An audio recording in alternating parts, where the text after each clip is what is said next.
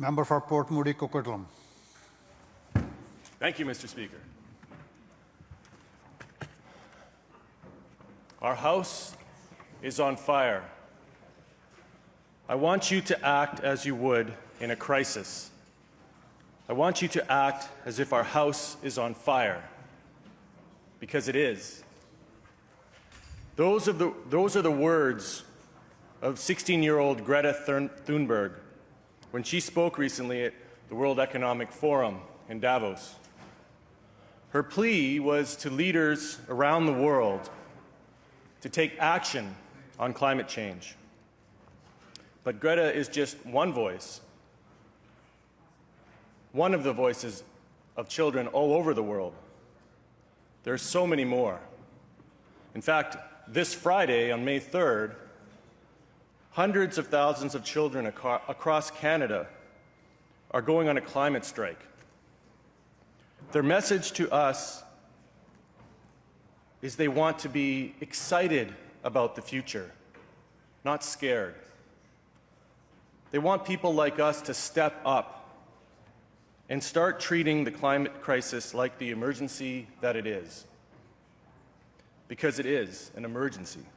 According to the IPCC, we are less than 12 years away from not being able to stop a 1.5-degree increase of temperature globally.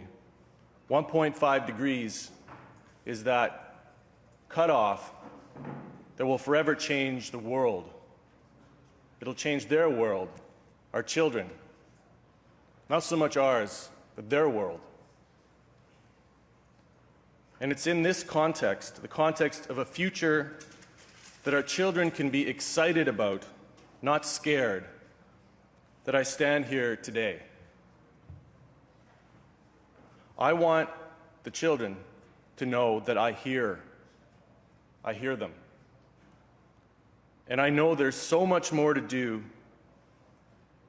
but today we are taking one very important step in the right direction, after so many steps in the past in the wrong direction.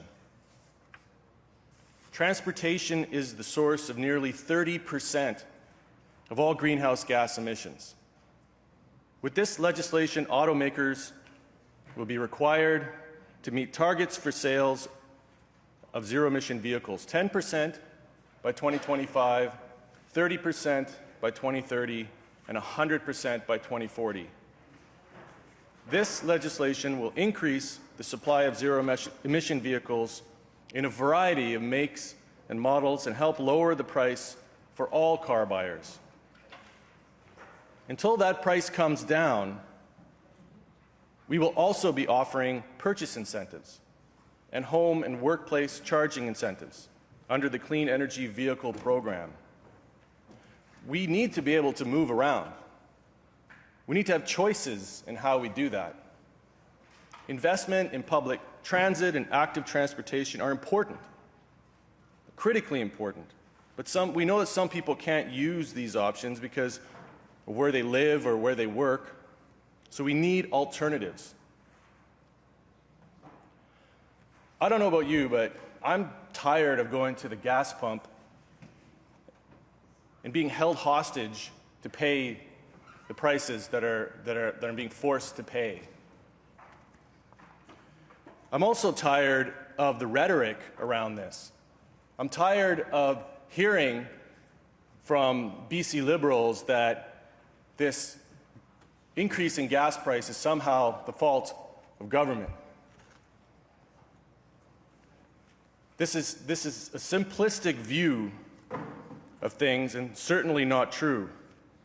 The gas prices have gone up drastically. We've applied recently a 1-cent tax, a carbon tax on gas. What about the 20 to 30 cent markup from refineries? What about the $2.4 billion of excess profits to refiners between 2015 and 2017, according to the Navius research report that came out recently? People don't want to talk about those runaway profits for some reason.